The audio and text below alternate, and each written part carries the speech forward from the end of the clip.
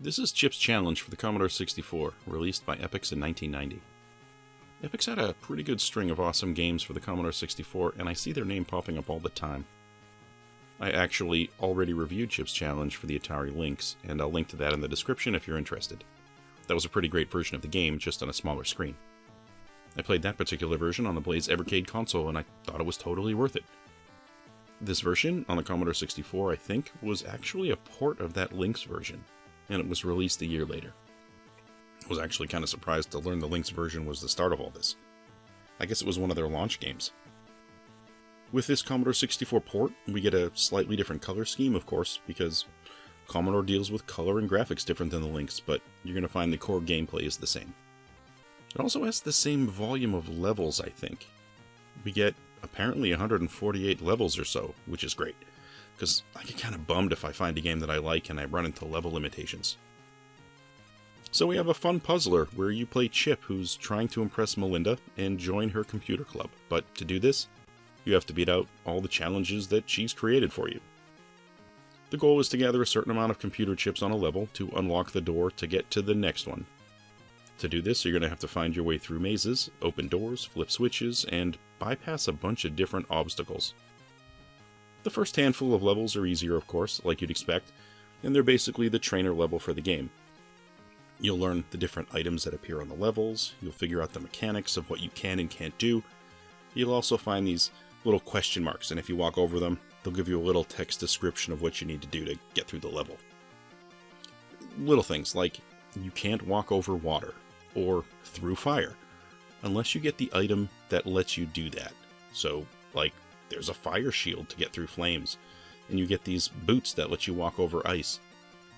We have buttons, sometimes hidden doors, and sometimes you can push and move blocks around to trigger switches, or you can push them into water to create bridges so you can progress further.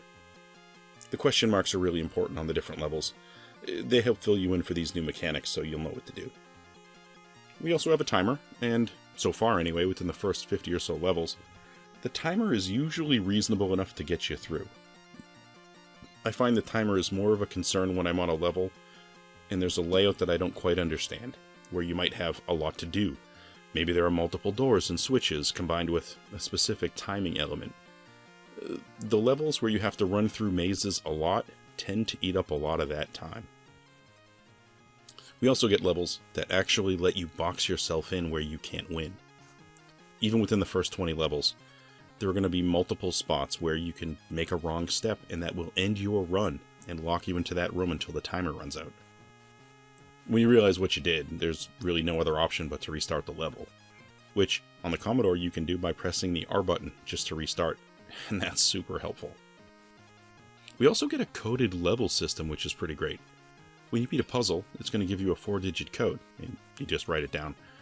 When you first load the game, you can type in that code and start the game from that point forward. I think for a game with 150 levels, this is pretty useful. We get a decent enough Commodore 64 musical score too, and I think it fits the environment just fine. No complaints here. You're going to be running around these maps, and they all have different layouts, of course, and they're definitely much larger than what you can see on your screen. You can only view a 9x9 grid section at one time.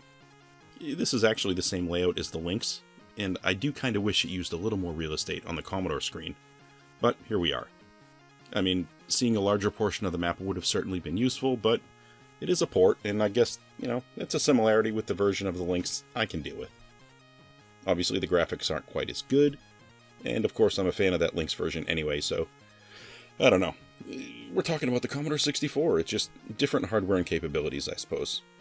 I think the color palette's probably the one biggest difference. It just doesn't quite look as vibrant. Still, runs just fine, all the mechanics work, and it's a lot of fun to explore these levels. It's great. I guess there's also a PC version, but those graphics are even more different than what I've seen so far, and actually it kind of looks like Minesweeper. The resolution for that game is certainly higher than what we have here, but it does look like it belongs in Windows 3.11. I haven't actually played that version yet, but I might, because I think I saw out there that there are a couple of different level editors for that version, which would be awesome to take a look at. I would love to see the type of levels people are building. Well, that's all I have today for Chip's Challenge for the Commodore 64. It's a super fun puzzler that's really not short on content. Thanks for stopping by to take a look, and hope to catch you on another video.